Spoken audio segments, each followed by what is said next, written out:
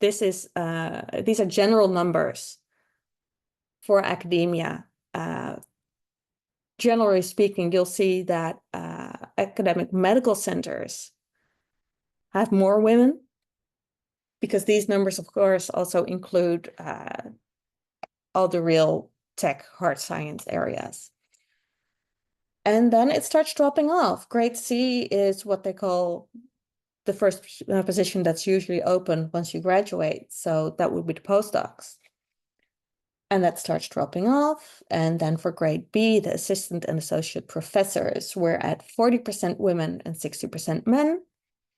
And then when you move on to full professors, you drop to 25%, roughly.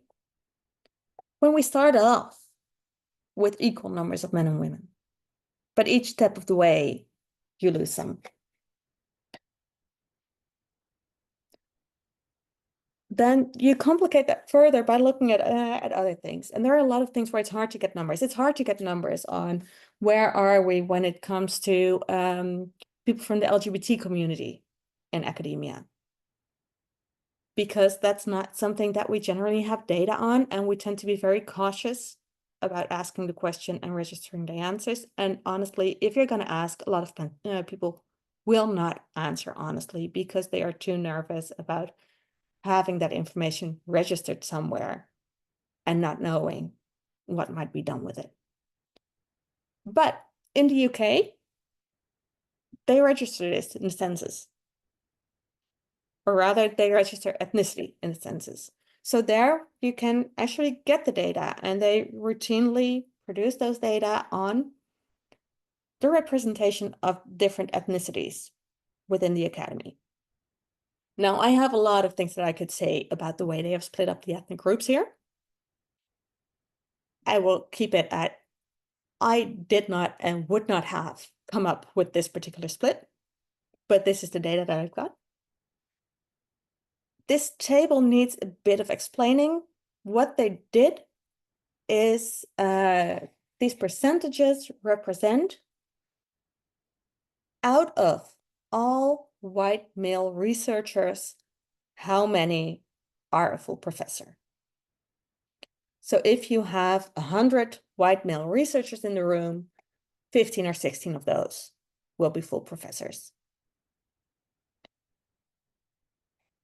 And you see the way that moves on the one hand with ethnicity, and on the other hand with gender.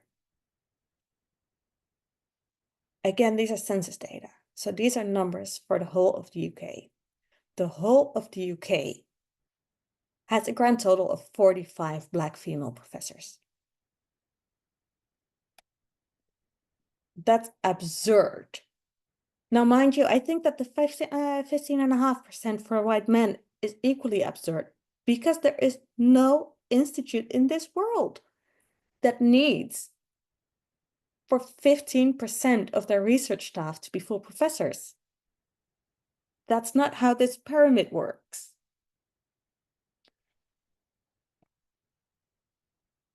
If you want to know more about this, then it's really interesting to look at this report done by Nicola Rolock. She's a Black female researcher herself. She saw these numbers, and what she did was she approached all the female professors within the UK, all the Black female professors within the UK, to talk about their experiences. How did you get where you were? What were the hurdles? What helped? And the story she tells herself is that she took at a certain point to constantly having a print with her of the requirement to get this promotion to professor. Like literally had a piece of paper with her with all the rules for what do you need to have done to get this promotion. Every time someone asked her to do something, she would make sure that she could take a moment to check against these requirements for a promotion to see if it would help. And based on that, she would answer yes or no. She was very, very aware of the exact requirements. And she was very aware of whether or not she met them and did not apply for this promotion until she was very sure that she did.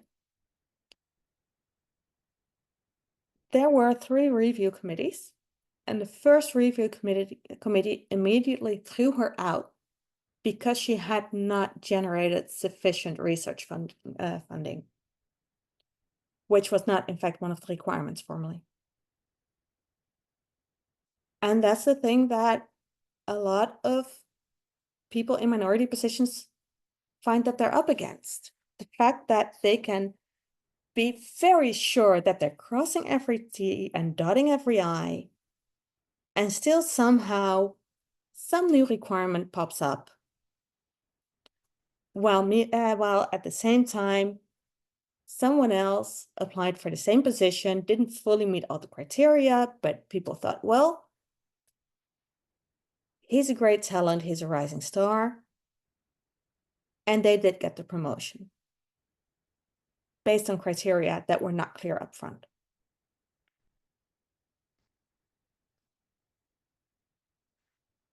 The thing that also comes into play there are the workloads. Because the reality is that, firstly, there's the simple fact that academic workload is never just the number of hours you're supposed to be working. And you might try to change that. Your organization might try to change that, but you're always up against people who are doing all this extra work. So you're already a step behind because you're just up against people who are putting more time in. What then happens is that because people are so aware of the things they've had to fight themselves, you see that people from minority backgrounds tend to put more time into doing diversity work, into doing mentoring. But you also see that female researchers are routinely asked to do more teaching, more service work, more administration. And that means that on top of the fact that you're having to overperform to get the positions, you also get delays in the resume building because you're having to put so much time into other things.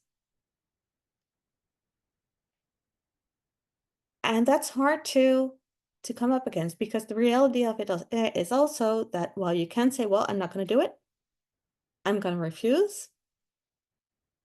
I think that a lot of women particularly recognize that when you do that, you then get called some very unfriendly terms for being insufficiently helpful, insufficiently friendly, insufficiently compliant. I see that there's a raised hand somewhere. Yes. So these are UK numbers. Do you have, I think they're astounding. Do you have any idea how this relates either to the Dutch system or the USA system, or are there just, is there No, not? I think the thing in the Netherlands is that it's really, really difficult to get these data. Because we have so many rules in place for when you can even ask the question of what someone's ethnicity is. And organizations will tend to then say, well, we cannot register that. That's not quite true, because the regulations say you cannot register it without due cause. And we have due cause in wanting to address these systematic differences. But organizations are very, very cautious about actually trying that. I know that for UMC Utrecht, we've done the culturele barometer, which is a government tool where an organization can send in to the government, well, these are the people on my payroll. And the government then relates that to government registration of who are your parents. And because in the Netherlands, we have this convention of defining migration status based on the country of your birth, your parents' birth, and your grandparents' birth. I know that for UMC Utrecht, we've done that. And off the top of my head, I think we had a total of 15% of employees who had a migration background, which is substantially less than what you see for the Dutch population or the population for the city of Utrecht, where it's more around 25, I think, at this point for the Netherlands, probably more for a city like Utrecht. And what you see, and I don't have the numbers exactly at hand, but I know that you also saw that the higher up you get in the organization, the lower the number of people with a migratory background is. And the fine tuning you also have there is that I, based on my personal experience, have the distinct impression that when you do have non-white researchers in the Netherlands, those are very often people who came here from abroad to research here. They're people from India, from Latin America, from Italy, from Asia, who moved here to do research. Whereas the number of researchers, particularly at higher levels, who have parents or grandparents who migrated here but were born in the Netherlands, raised within the Dutch schooling system, and then move into research, those numbers are very, very low.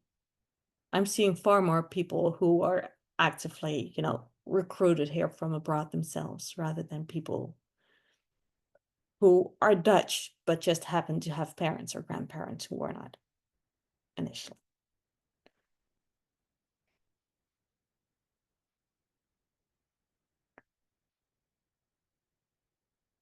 Then there's this reality. This is a study where they surveyed a large number of researchers and asked them about, well, how do you feel about your position within the academy? And they split that up based on sex and gender, based on disability status, based on LGBTQ status, and based on ethnicity. And these numbers are not good numbers. White, able-bodied, heterosexual men in STEM experience, compared to pretty much all other groups at a statistically significant level, better social inclusion, less harassment, more professional respect, higher salaries, more opportunities for advancement, and that means, shocker, they have less intention to leave academia over the longer term. So why are we seeing fewer women and fewer minorities the higher up you get on the ladder? Because their position kind of sucks.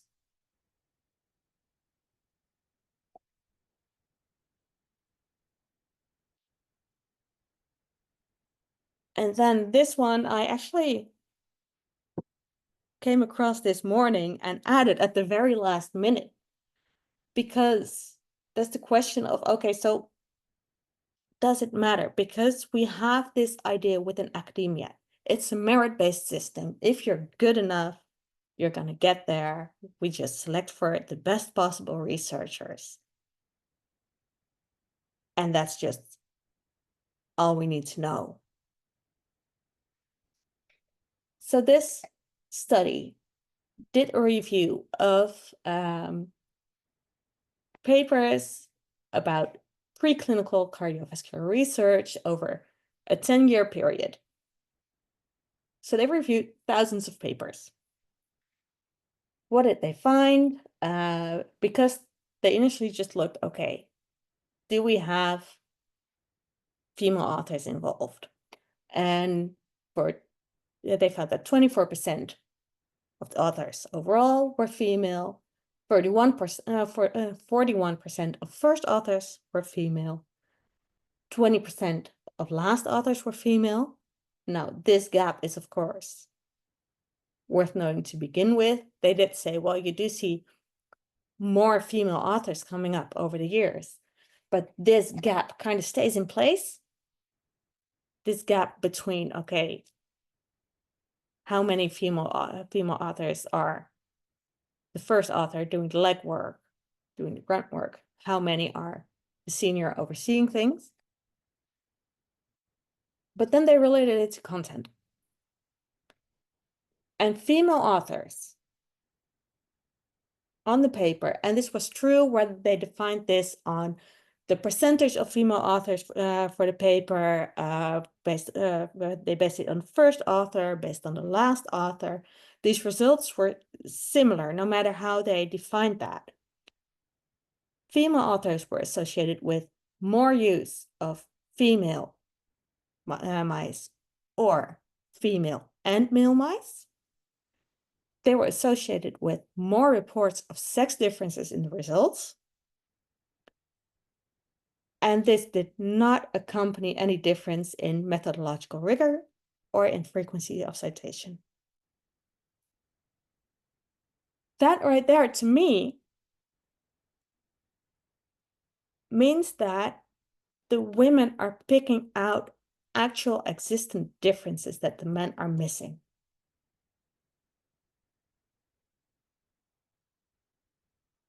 And that one is really, really condemning, I think, for the system. The fact that you can actually show that this makes a difference for the results that we're finding. And it makes sense. It makes sense that people bring their lived experiences to their work. So they bring to their work ideas on, okay, so what are the things that might work differently for me because my life doesn't look the way that people are assuming it will. So they will bring a different way of looking at the data and looking at the processes.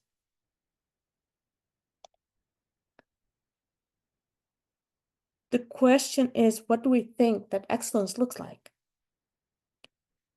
And I'm sure you've all heard of these studies they've done, particularly with kids, where they ask, well, what does a brilliant researcher look like? And they will overwhelmingly, though fortunately I hear that the trends are turning somewhat, but generally they will draw a white man. And when we're interviewing to hire new people, we need to think about that. What do we think that excellence looks like? What does that look like in terms of communication style? What does that look like in terms of the kind of work you're doing? What does that look like in terms of the kind of ideas you have and how you present them? And this ties into a lot of things. These images are from our UMC Utrecht website. And this thinking comes from the whole recognition and rewards discussion. How do we determine what an excellent researcher is? And one of the things they've started doing within UMC Utrecht is saying, okay, so we need to have less focus on how many papers did you publish, where did you publish them? So then what should we be looking like? And they started defining alternative tracks, where you have a track for a clinical researcher, where you take into account that if you're doing clinical work and research work in parallel, then you're not going to publish as many papers. They set up an educator track where they created career perspectives for the people who are focused on education more than research. The exploratory researcher and the implementation researcher, I think, are closest to the traditional view that we have of researchers. So for implementation researcher, you already start kind of looking towards, okay, but what are we trying to accomplish? Are we trying to accomplish papers? Or are we trying to accomplish real world effects? And then methods and technologies researcher and a valorization researcher, where the requirements are defined more in terms of, for example, have you registered patents? So that you're more looking towards, okay, are you someone who can get these things applied in the real world rather than figure them out, get it published, and leave it on the shelf? When it comes to what does an excellent researcher look like, there's also the cultural aspect. And I've worked with several doctoral networks where you're obliged to recruit internationally, and I found that it gets really complex because a lot of the researchers struggle to recognize what an excellent researcher from India or from China or from Latin America looks like. Because when they see a degree from the US or a degree from France, they know what the major institutes are, they know which particular programs are the excellent programs. So they have an easier time judging the quality of that resume. But that gets harder when most of us don't know what the good universities are in India or in China and how to judge that resume. Combine that with the fact that I find that there are people who want out very badly. And that's not to dismiss them because they might still be very excellent researchers.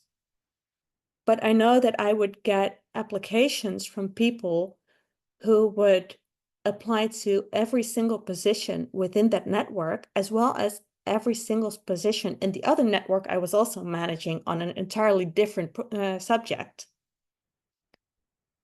Some people are shooting with hail. And when you're getting 300 applications, and you know that there's a subgroup where there's a lot of noise around the signal, and you know that you have a hard time judging what the signal is, then for a lot of researchers, the easiest way around that is to just dump out that whole lot. And I hate to say that because it's exactly what I do not want. But it happens, and I cannot blame people because they're also having to deal with scarcity in time. But there's also the fact, and the first example here is one that I had happened to me very recently. I was talking to another researcher within my own group, and we were talking about a pilot run we were going to do for a bias training. And with the previous pilot, the professor had been in the room and she had been very active in the training and come up with a lot of additions, which were really interesting and totally threw our programming off track. And she was going to join this new pilot as well. So I told my coworker, well, you need to talk to the prof and tell her that she's really welcome to join, but she needs to stay out of it so that we can just run the pilot and test the actual program we set up. And in the Netherlands, you can do that. In the Netherlands, that's acceptable. This coworker is from Nigeria.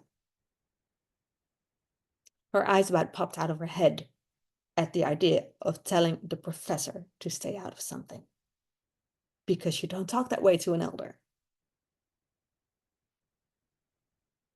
But in the Netherlands, arguing for your own needs like that is part of what we think an excellent researcher looks like. If someone is having a talk like this, we expect that if you have questions or comments, you will raise your hand and ask your question or give your comment. But there are a lot of cultures around the world where that is incredibly rude. And I started making a habit of, when I'm starting off these international projects, discussing that up front and telling people that, one, each speaker can indicate themselves whether or not they're okay with interruptions. But also, if you are okay with interruptions, you need to still take a moment to stop occasionally and ask people, are there any questions? Are there any comments?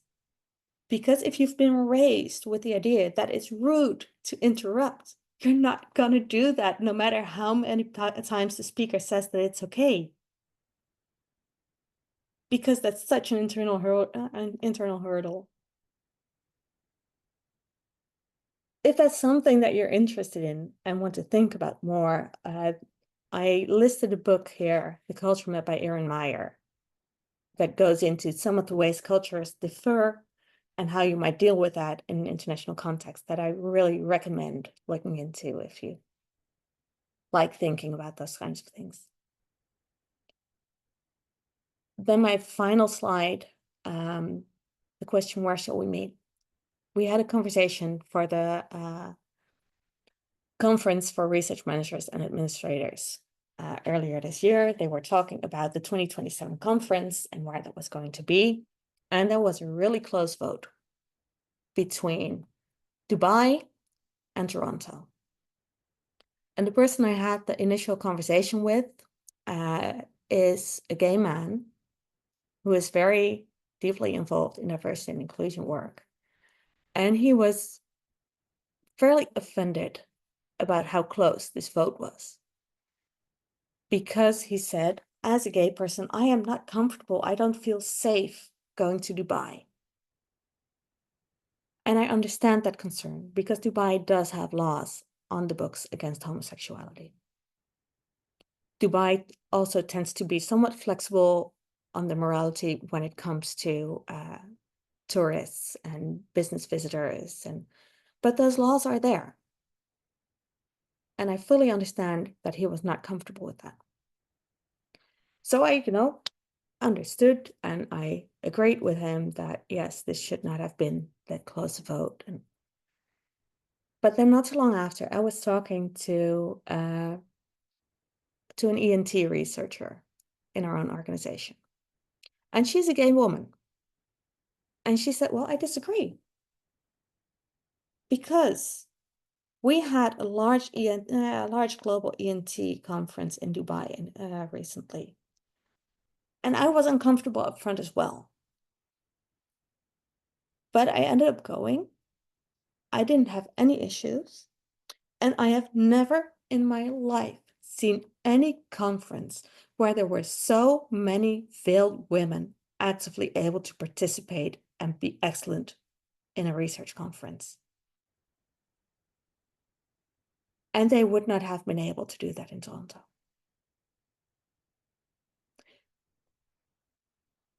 The world is what it is, and you can put thought into it. You can put consideration into different people's needs, and you're still never going to be able to meet everyone's needs and accommodate everyone.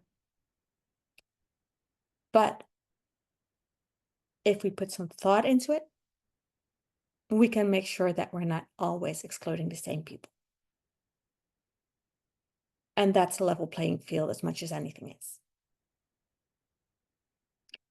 I have one more slide, but I'm not going to show that right now because that one is purely resources. I will make sure that the organizers have those slides and can send them around so that you can have a look at the places you can find more information. And then I think that I am mostly very interested to see what people's thoughts and responses are. Thank you so much. So, So if anyone has any questions, just feel free to unmute.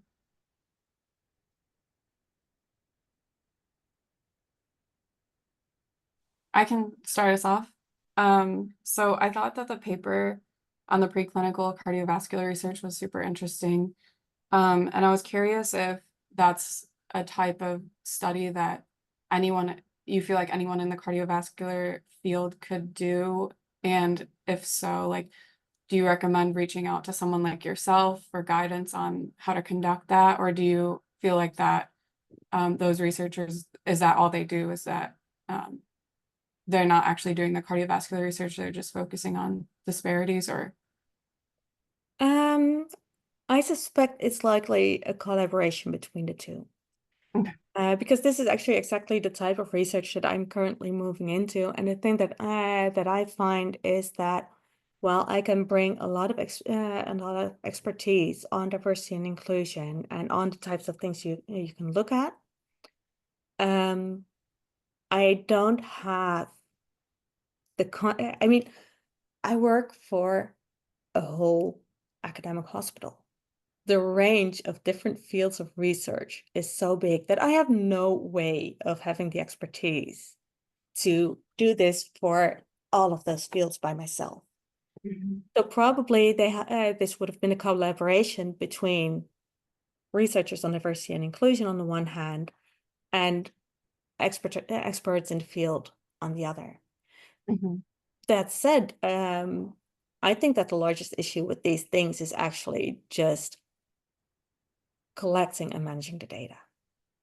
How do you get the data on all these authorships for a journal over 10 years and then convert that to something usable? That's a huge undertaking. So actually, I think the main collaborator here would probably have been either someone from the journal they pulled the data from, or someone from the library with extensive expertise on how to wrangle that kind of data. Yeah, that makes sense. But yeah, this is actually one of the things that I kind of want to have a look at, whether I can do that, at least for our organization. Get this overview of, well, if we're doing research on cells, in how many cases are we even just reporting the origins of the cells we used? Because a lot of the time they might mention, well, it's this cell line, but that doesn't mean that they mention, well, these are male or female cells. This is the ethnic background of the cell line. And it matters because if you're looking at, for examples, a marker for cardiovascular health, genetic markers, there are a few genetic markers for heart failure that are exclusive to the Han Chinese population. So if you're finding things on a cell line that originates in a Han Chinese individual, then that might actually get you substantially different results if it happens to be something where that particular genetic marker is involved.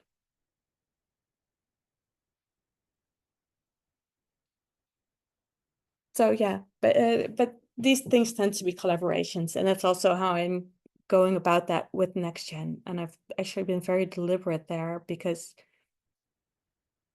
I've been around researchers for a while, and I'm quite realistic about the fact that if I try to start telling you guys how to do your work, chances of people listening to that are pretty small. And rightfully so, because I cannot tell you how to do your work, because that's something that requires a lot of expertise that I don't have. What I can do is sit down with you guys and say, well, these are the patterns we see across these different fields of expertise. So how do these patterns apply to what you're doing? And how do you let that, and how should you let that affect how you do your work? How might you address that? Yeah, that's really good. Thank you. You're welcome.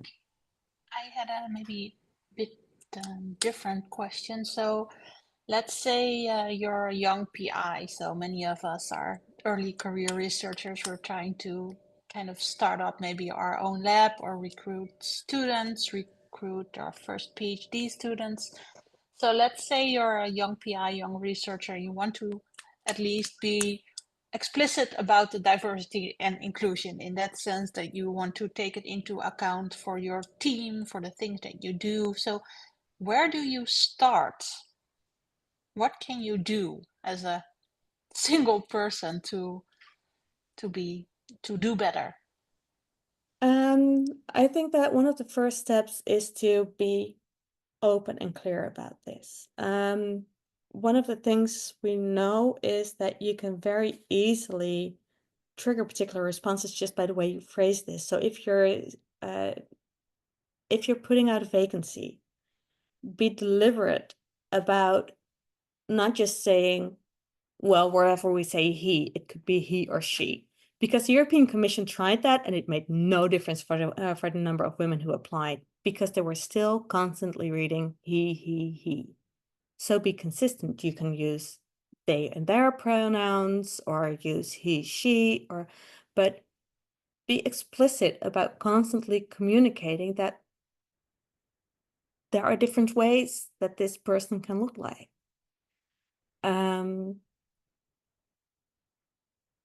I find that also when you're having those conversations within your group, the fact that you're having that conversation and prompting that conversation yourself will automatically show the people that,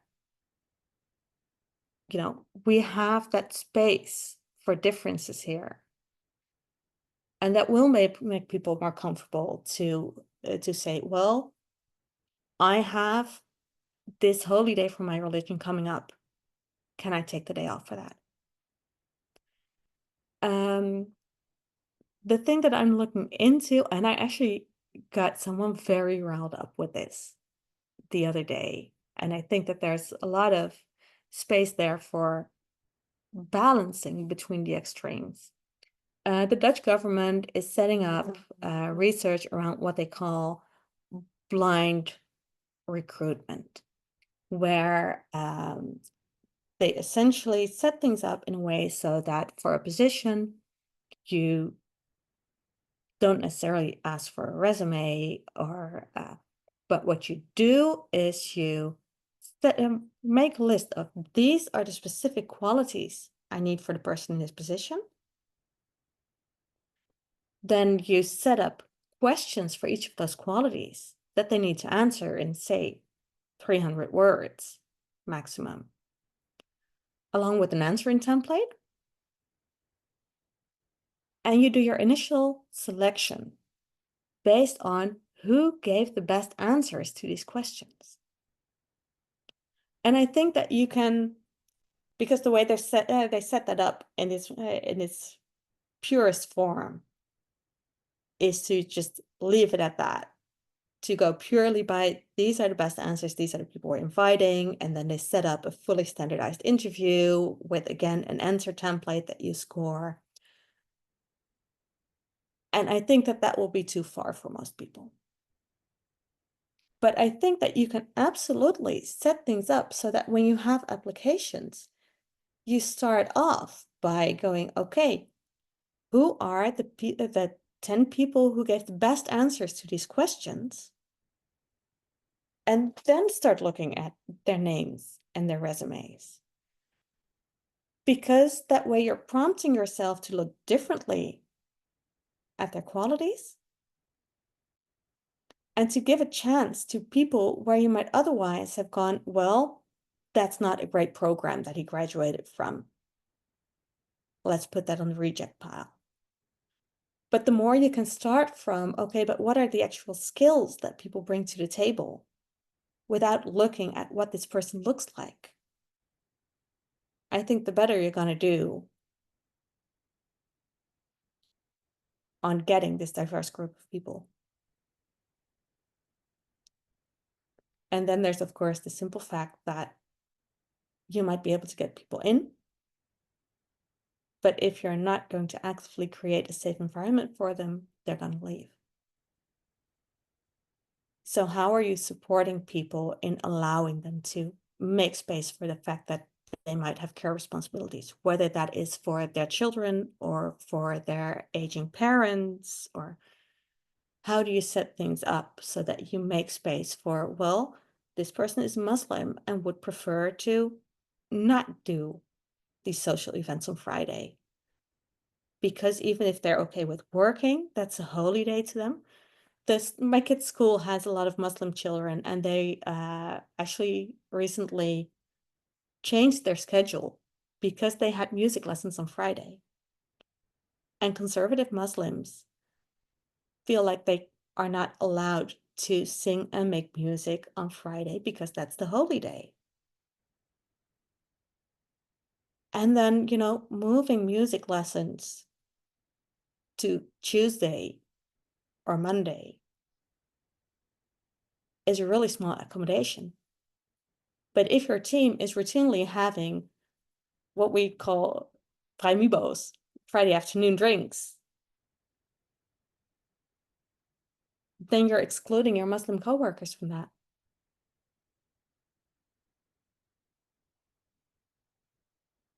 Yeah, I have a small, more of a comment than a question on that, because that's difficult, right? Because before you can acknowledge that, somebody has to say that. That's the same as that you said for the Dubai conference that your coworker acknowledged, well, we were able to include veiled women in Dubai, but somebody first has to live that experience and then also explicitly say it, right? Because otherwise it's very difficult. I mean, I think there are two ways to go about that. I mean, on the one hand, the more you're open to having that conversation and show you're open to having that conversation, the easier you make it for people to actually speak up. So that's something that you can do as a PI to, you know, ask these questions, to mention explicitly, hey, I noticed that we're having meetings on Friday routinely. Is that working for everyone? But the other thing you can do is just notice if you have a researcher in your group who is routinely not showing up to social events. Why is it up to them to speak up on why they're not showing up? Why couldn't you, as a PI, notice, hey, I see that you're not showing up.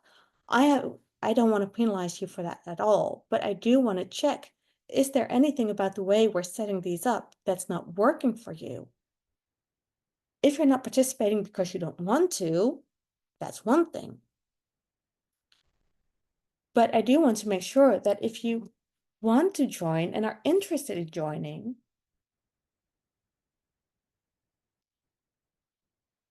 that we set things up in a way so that you can. Yeah, that's really helpful. Thanks. So I think we have time maybe for one more quick question. Otherwise, if you, I think Geerte, you said you had a resource page to share. Yeah, but I think that I'm gonna just send the slides to Merle, and then she can Okay. distribute them to Awesome. everyone there. Okay, then I think I'm just gonna quickly share. We've got one more update. So we have our upcoming meeting on October 5th to the 8th. And we just wanted to let everyone know that we'll be in attendance, that we're going to have dinner and drinks on the first night at the Irish Country Pub, the Bogside Inn. So you don't need to sign up for this, but we hope that you can make it. This is something that the Young Investigators Committee is putting on. And then on the 8th of October, we have the Young Investigator Symposium, which you can find more information, including the screenshot that we have here on the website. So we just wanted to give those two shots. Here is the email where you can reach Geerte for any more questions that you have. And we hope that you can join us in November for the part 2 of this excellent webinar. So thank you so much again for giving this talk. It was really enlightening and very excited for part 2. Thank you for having me. It was great.